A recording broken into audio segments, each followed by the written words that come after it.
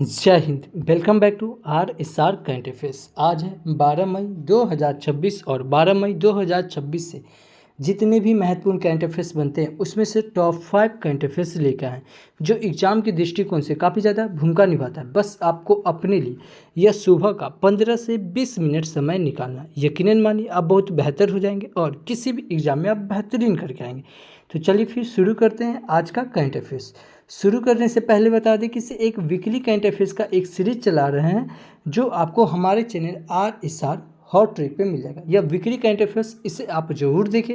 इसमें इंपॉर्टेंट प्रश्न लेके आते हैं और यह आपके लिए रिवीजन के तौर पे यह बेहतर साबित होने वाला है। तो प्लीज़ यह वीकली करंट अफेयर्स इसे आप जरूर देखें और बता दें कि इसे RSR हॉट ट्रिक पर ही एक यह वन शॉट का एक सीरीज है जिसमें आपको इकोनॉमिक्स का वन शॉट, बोटनी का वन शॉट और साइंस के बायोलॉजी का वन शॉट मिल जाएगा। यह सब जितना भी वन शॉट है ना, यह सब 10 मैराथन के बराबर आपका एक एक वीडियो, क्योंकि इसमें केवल हम टू द पॉइंट बात किए, कोई फालतू कोई बकवास नहीं।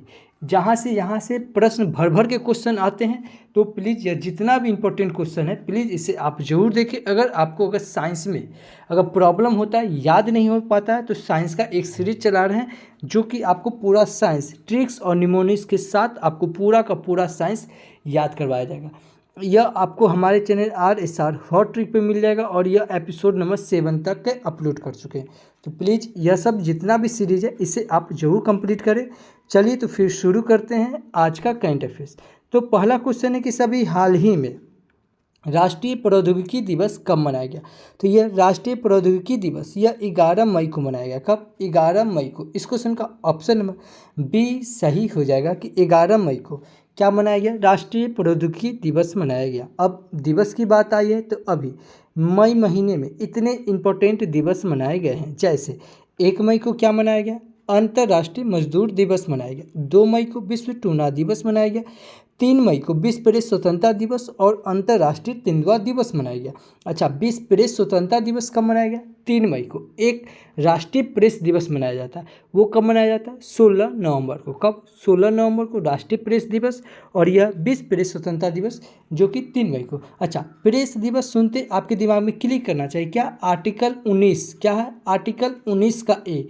19 का ए में क्या है जो कि देखिए कुछ इंपॉर्टेंट बताता हूँ, जो कि 19 का ए जो कि हमारे संविधान में मौलिक अधिकार जो कि भाग 3 में है, जिसका वर्णन है, जो कि आर्टिकल 12 से 35 तक के इसका वर्णन है। मौलिक अधिकार हम लोग लिए कहाँ से हैं? तो यह अमेरिका से लिए हैं, और जो कि भाग 3 में 12 से 35 है, जिसमें 14 से 18 समानता का अधिकार, 19 से 22 स्वतंत्रता का अधिकार, 23 से 24 शोषण के विरुद्ध का अधिकार और 25 से 28 धार्मिक स्वतंत्रता का अधिकार, 29 से 30 सांस्कृतिक एवं शैक्षणिक का अधिकार, और आर्टिकल 31 था जिसमें संपत्ति का अधिकार था, जो कि 44वां संविधान संशोधन 1978 के तहत इसको 300 के ए में रख दिया गया। आर्टिकल 32 जो कि संवैधानिक उपचारों का अधिकार, जिसे भीमराव अंबेडकर ने संविधान की आत्मा कहा है, आर्टिकल 32 को। आर्टिकल 32 जो है कि अगर हमारा मौलिक अधिकार के शोषण के विरुद्ध अगर हनन होता है तो यह रिट जारी कर सकती है। रिट जारी जो है यह सुप्रीम कोर्ट आर्टिकल 32 के तहत कर सकता है और हाई कोर्ट आर्टिकल 226 के तहत कर सकता है, जिसमें आर्टिकल 19 से, ठीक है, इसी में 19 आता है, ठीक है, जिसमें 19 का ए में क्या? प्रेस की बोलने की स्वतंत्रता है। क्या है 19 के ए में? क्या? प्रेस की बोलने की स्वतंत्रता, जानने की स्वतंत्रता, ये है। अच्छा, 19 का ए से आपके दिमाग में क्लिक करना चाहिए क्या? 21 का ए क्या है? 21 के ए में क्या है? यह 21 का ए 86वां संविधान संशोधन 2002 के तहत इसको जोड़ा गया था, जिसमें 6 साल से लेकर 14 साल के बच्चे को निःशुल्क यह शिक्षा देना, यह आर्टिकल 21 के ए में जोड़ा गया था। 4 मई को अंतर्राष्ट्रीय अग्निशामक दिवस और कोयला खनिक दिवस मनाया गया। 5 मई को विश्व पुर्तगाली भाषा दिवस और विश्व अस्थमा दिवस मनाया गया। 6 मई को राष्ट्रीय नर्स दिवस मनाया गया और 7 मई को विश्व एथलेटिक दिवस मनाया गया और 8 मई को विश्व थैलेसीमिया दिवस और वर्ल्ड रेड क्रॉस डे कब मनाया गया? 8 मई को। 10 मई को अंतर्राष्ट्रीय आर्गेनिया दिवस मनाया गया। तो मई महीने में इतने इंपॉर्टेंट दिवस मनाए गए। अच्छा, चैनल पे पहली बार आए हैं, चैनल को सब्सक्राइब कर ले, बगल के बेल आइकन को प्रेस कर दे। जो भी स्टडी ग्रुप हो व्हाट्सएप फेसबुक उस पर शेयर ज़रूर करें, क्योंकि आपको हम यहाँ एज ए टीचर की तरह नहीं, एज ए स्टूडेंट की तरह बताते हैं कि कैसे आप करंट अफेयर्स से स्टैटिक का पार्ट, ज्योग्राफी का पार्ट, पॉलिटी का पार्ट, ओवरऑल जितना हो सके ना उतना को कनेक्ट करके बताते हैं। और को कनेक्ट करके पढ़ने से क्या होता है ना, चीज़ें आपके लिए आसान हो जाती है। तो प्लीज़ देखिए, मैं फिर बता रहा हूँ, किसी भी चीज़ को आपको कनेक्ट करके जरूर पढ़ें, क्योंकि कहीं भी आप पढ़ते हैं तो को कनेक्ट करके पढ़ने से क्या होता है, चीज़ें आपके लिए आसान हो जाती है। अगला क्वेश्चन है कि अभी हाल ही में कौन सा देश प्रतिष्ठित 2026 एशियाई भारोत्तोलन चैंपियनशिप की मेजबानी कर रहा है? तो यह अपना देश भारत कर रहा है। कौन कर रहा है? अपना देश भारत कर रहा है। तो इस क्वेश्चन का ऑप्शन नंबर सी सही हो जाएगा। अब भारत की बात आई है, यह है मैप में भारत। भारत की यूपीआई सिस्टम वीज़ा को पीछे छोड़कर यह आगे निकल गई और 18वां ब्रिक्स शिखर सम्मेलन कहाँ प्रस्तावित होगा? तो यह अपना देश भारत में प्रस्तावित होगा। 19वां ब्रिक्स शिखर सम्मेलन कहाँ प्रस्तावित होगा? यह चाइना में होगा। हैंनले पासपोर्ट इंडेक्स में भारत अब 75वें स्थान पर और सिंगापुर पहले स्थान पर। भारत की साक्षरता दर बढ़कर अब 80.9% हो गई और भारत में अब कुल रामसर स्थल की संख्या कितना हो गई है? 99 हो गई, जिसमें बिहार के बक्सर जिला का गोकुल जलाशय, बिहार के पश्चिमी चंपारण का उदयपुर झील, बिहार के कटिहार जिला का गोगाबिल झील और छत्तीसगढ़ का कुपरा जलाशय और राजस्थान का सिलीसेट झील और ये उत्तर प्रदेश का पटना पक्षी अभयारण्य और गुजरात का छरीढांड और ये भी शेख झील, ये भी कहाँ का है? उत्तर प्रदेश का। यह सब नया ऐड होकर कितना हो गया? 99 हो गया। अच्छा, 58 भी याद रखें। क्या 58 क्या है? कि भारत में अब तक टोटल टाइगर रिजर्व कितना है? 58 है। और 58 नंबर के कौन है? माधव है, जो कि कहाँ का है? मध्य प्रदेश का। विश्व प्रेस स्वतंत्रता सूचकांक में भारत 157 स्थान पे और नॉर्वे पहले स्थान पे है। अच्छा, इंडेक्स की बात आई है तो अब आप आंख बंद कीजिए और मेरे साथ जितना भी इंडेक्स आपको रिकॉल करवा रहा हूँ उसे रिकॉल कीजिए, मेरे साथ बोलिए। जैसे ग्लोबल फायर पावर इंडेक्स में भारत चौथे स्थान पे, लैंगिक असमानता सूचकांक में भारत 131 स्थान पे, वार्षिक ऊर्जा संक्रमण सूचकांक में भारत 71वें स्थान पे, यात्रा और पर्यटन विकास सूचकांक में भारत 39वें स्थान पे, खुशहाली सूचकांक भारत 116 स्थान पे, शांति सूचकांक भारत 115 स्थान पे, भूख सूचकांक भारत 102 स्थान पे, पर्यावरण सूचकांक में भारत 176 स्थान पे, जलवायु परिवर्तन सूचकांक भारत 23वें स्थान पे और सतत विकास लक्ष्य सूचकांक भारत 99वें स्थान पे, विश्व प्रतिस्पर्धात्मक सूचकांक भारत 41वें स्थान पे और वैश्विक नवाचार सूचकांक भारत 38 स्थान पे, सीपीआई यानी कि भ्रष्टाचार सूचकांक में भारत 96वें स्थान पे और वर्ल्ड यूनिवर्सिटी रैंकिंग में भारत 59 स्थान पे, वर्ल्ड टैलेंट रैंकिंग में भारत 63 स्थान पे और एआई प्रीपेंट्स रैंकिंग में भारत 72 स्थान पे और विश्व के सबसे समान देश में भारत चौथे स्थान पे, हुरून ग्लोबल यूनिकॉर्न में भारत तीसरे स्थान पे और एआई इन्वेस्टमेंट रैंकिंग में भारत 10वें स्थान पे और संयुक्त राष्ट्र विकास व्यापार और विकास सूचकांक में भारत 36 स्थान पे। तो इतना याद रखेंगे भारत की रैंकिंग से। अच्छा, भारत की कुछ इंपॉर्टेंट और फैक्ट्स बताऊं। जैसे भारत जो है ये भारत की उत्तर से क्या है? भारत की उत्तर से दक्षिण लंबाई कितनी है? 3214। कितना है? 3214। और यह पश्चिम से पूरब कितना है? 2933। कितना है? 2933। भारत का कुल क्षेत्रफल कितना है? 32,87,263। कितना है? 32,87,263। भारत की जो उत्तरी बिंदु है इसे क्या कहते हैं? इंदिरा कॉल कहते हैं, जो कि 37 डिग्री, कितना? 37 डिग्री 6 मिनट से दक्षिणी बिंदु है कन्याकुमारी, जिसे कैप ऑफ कैमरून कहते हैं, जो कि 8 डिग्री 4 मिनट तक है। उसके बाद यह पश्चिम की गुजरात की गौर माता से, जो कि 76 डिग्री 8 मिनट से पूरब की अरुणाचल प्रदेश की विथु में यह 97 डिग्री 5 मिनट तक ये फैला हुआ है। अच्छा, भारत जो क्षेत्रफल में ये कैमा स्थान पे आता है? यह 7वां स्थान पे आता है। पहले स्थान पे कौन है? रूस, कनाडा, अमेरिका, चीन, ब्राज़ील, ऑस्ट्रेलिया, भारत। और 8वें नंबर पे कौन है? अर्जेंटीना। कौन कौन है? रूस, कनाडा, अमेरिका, चीन, ब्राज़ील, ऑस्ट्रेलिया, भारत। उसके बाद कौन है? अर्जेंटीना है। ठीक है, तो 8वें नंबर पे कौन है? अर्जेंटीना। अच्छा, याद क्या रखेंगे इसे? भारत के बीचों बीच कौन सी रेखा गुजरती है? कर्क रेखा गुजरती है। कै राज्यों से गुजरती है? 8 राज्यों से। कौन कौन हो जाएगा? गुजरात, राजस्थान, मध्य प्रदेश, छत्तीसगढ़, झारखंड, पश्चिम बंगाल, त्रिपुरा और मिजोरम। कौन कौन है? देखिए, जो जिस लाइन में हम बोल रहे हैं इसी लाइन में आपको याद रखना है। क्या क्या है? गुजरात, राजस्थान, मध्य प्रदेश, छत्तीसगढ़, झारखंड, पश्चिम बंगाल, त्रिपुरा और मिजोरम। और देश के 82.5 डिग्री मानक समय रेखा गुजरती। कितना? 82 डिग्री। कै राज्यों से? 6 राज्यों से। कौन कौन हो जाएगा? उत्तर प्रदेश, मध्य प्रदेश, उड़ीसा, छत्तीसगढ़ और आंध्र प्रदेश। कौन है? उत्तर प्रदेश, मध्य प्रदेश, उड़ीसा, छत्तीसगढ़ और आंध्र प्रदेश। छत्तीसगढ़ से याद रखेंगे क्या कि सिया देश का मानक समय रेखा और कर्क रेखा को यह कौन राज्यों में काटती है? या छत्तीसगढ़ में काटती है। अच्छा, कर्क रेखा को कौन सी नदी जो 2 बार काटती है? तो यह माही नदी यह 2 बार काटती है। अच्छा, याद क्या रखेंगे? भारत और चीन के बीच कौन सी रेखा है? यह मैकमोहन रेखा है। कौन सी रेखा? मैकमोहन रेखा। भारत और पाकिस्तान के बीच कौन सी रेखा है? रेड क्लिफ रेखा। और भारत और अफगानिस्तान के बीच कौन सी रेखा है? डुरंड रेखा। अब यह डुरंड रेखा भारत और अफगानिस्तान के बीच हो गया। कौन सा? अफगानिस्तान के बीच। अच्छा, याद रखेंगे क्या कि भारत सबसे ज़्यादा कौन सा देश के साथ सीमा लगाता है? तो यह बांग्लादेश के साथ लगाता है सबसे पहले। उसके बाद हो जाएगा कौन? बांग्लादेश के बाद हो जाएगा चीन हो जाएगा। उसके बाद पाकिस्तान हो जाएगा। ठीक है, पाकिस्तान हो जाएगा। और पाकिस्तान के बाद हो जाएगा नेपाल हो जाएगा। नहीं, हाँ, नेपाल हो जाएगा। नेपाल के बाद म्यांमार हो जाएगा। म्यांमार के बाद भूटान हो जाएगा। तो इतना याद रखेंगे भारत से। अभी विश्व प्रवासन रिपोर्ट वर्ष 2026 में दुनिया का सबसे अधिक प्रेषण प्राप्त करने वाला कौन देश बन गया? यह भारत बना। भारत और यूरोपीय यूनियन ने संयुक्त ईवी बैटरी साइकिलिंग पहल शुरू की है। काहिरा में आयोजित किए गए ISSF जूनियर वर्ल्ड कप 2026 में भारत ने पहला स्थान हासिल किया।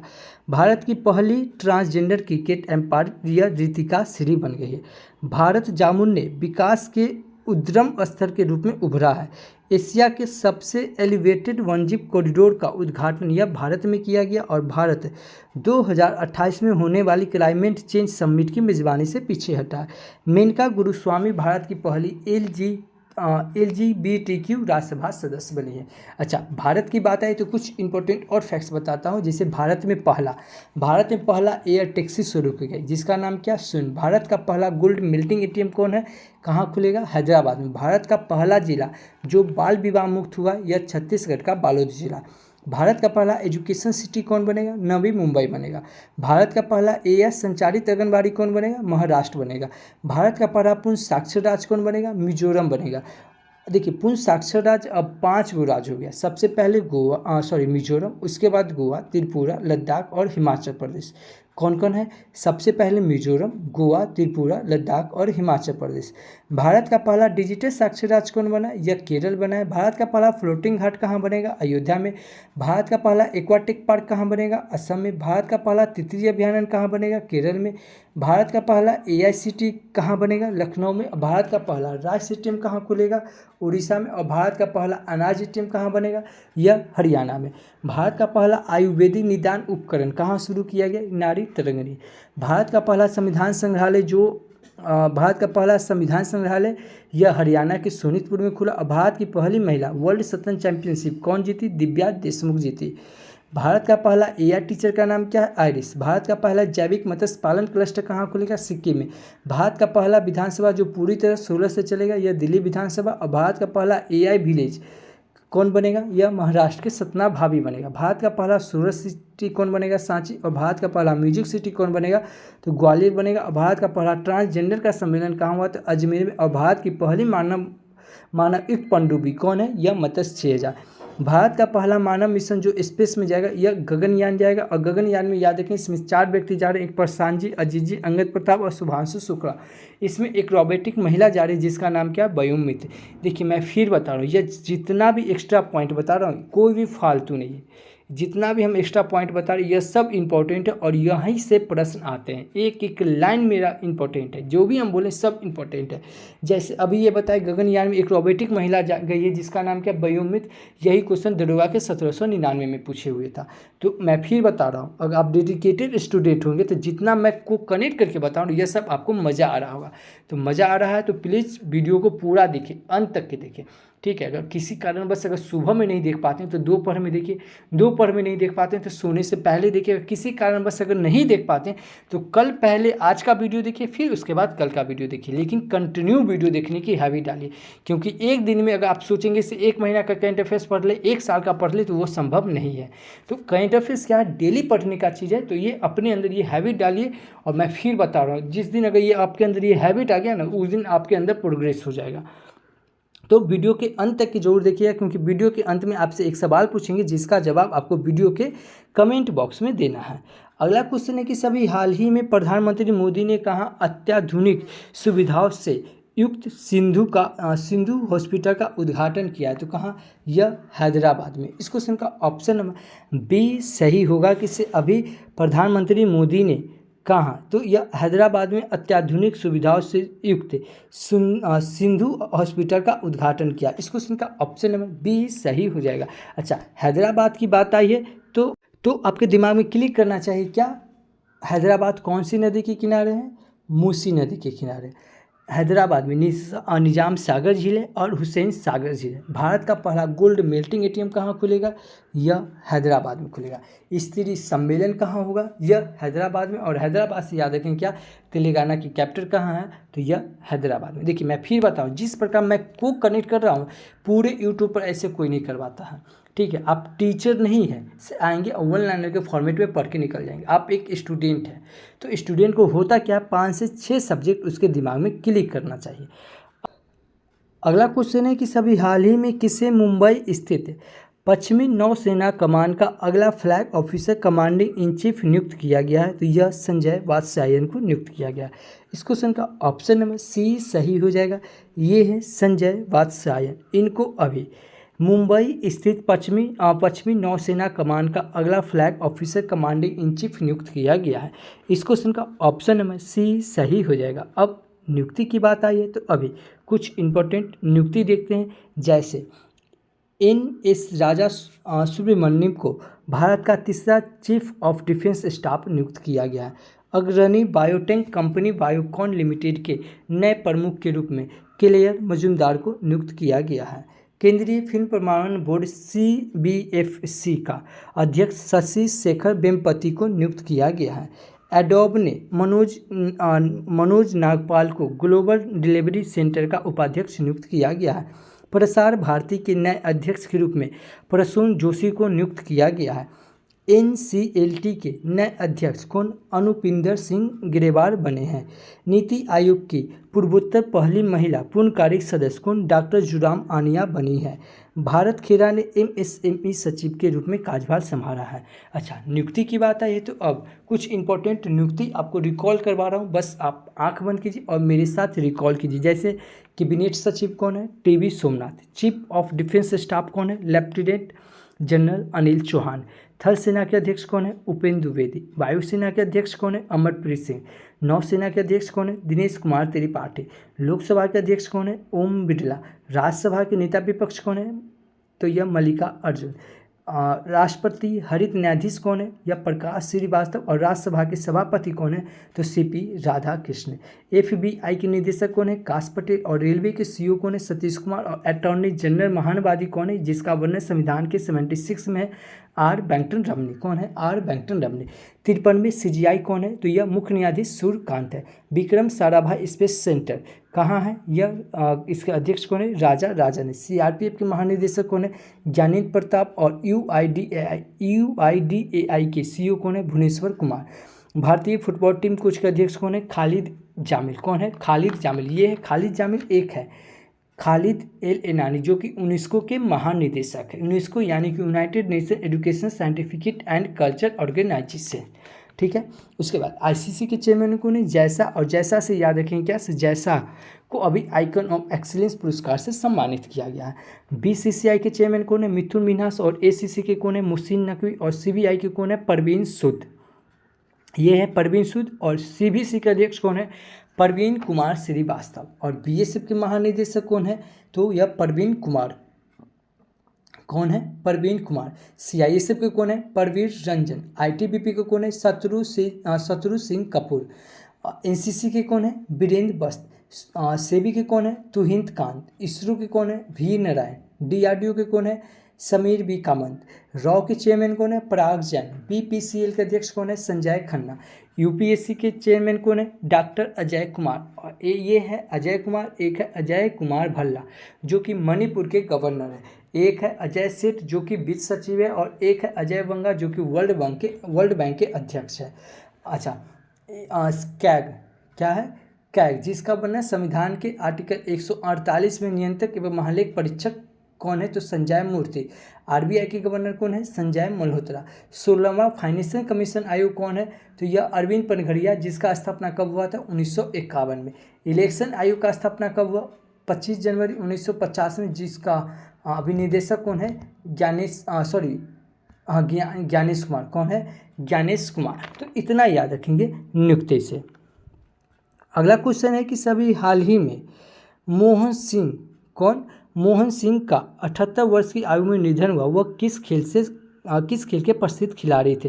तो वह यह फुटबॉल से संबंधित है। किससे? फुटबॉल से। अच्छा, फुटबॉल सुनते ही आपके दिमाग में क्लिक करना चाहिए क्या फुटबॉल में कितने खिलाड़ी होते हैं? फुटबॉल में 11 खिलाड़ी होते हैं।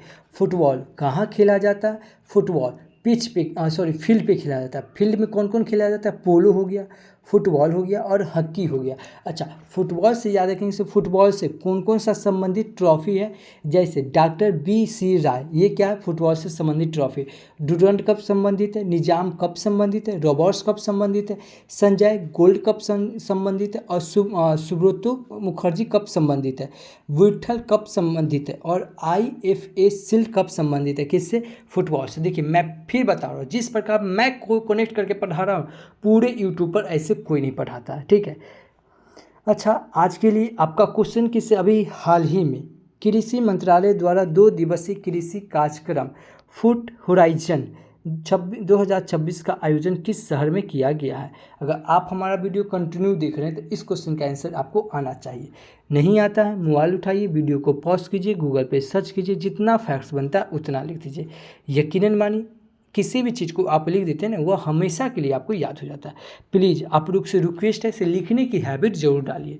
अगर इस वीडियो का अगर PDF फाइल चाहिए तो आप हमारे Telegram channel RSR current affairs search करके जुड़ सकते हैं, या इस QR कोड को स्कैन करके भी जुड़ सकते हैं।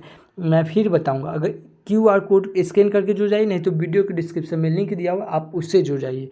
टेलीग्राम जरूर जुड़ जाए, क्योंकि टेलीग्राम पे आपको वीडियो के साथ साथ इसका PDF मिल जाएगा, और इससे जुड़े हुए आपको MCQ भी मिल जाएगा, जो कि आप कहीं भी किसी भी समय आप इसका रिवीजन के लिए आप MCQ कर सकते हैं। कल आपसे क्वेश्चन पूछे थे कि सभी हाल ही में वर्ष 2025 में सर्वाधिक समुद्री मछली का उत्पादन करने वाला भारतीय राज्य कौन बन गया? तो यह तमिलनाडु बन गया। कौन? तमिलनाडु। इस क्वेश्चन का ऑप्शन B सही था। अगर यह वीडियो आपको अच्छा लगता है तो प्लीज़ एक कमेंट जरूर करें, क्योंकि आपका एक छोटा सा कमेंट मेरे लिए एज ए फ्यूल की तरह काम करता है। तो thank you for watching this video. जय हिंद।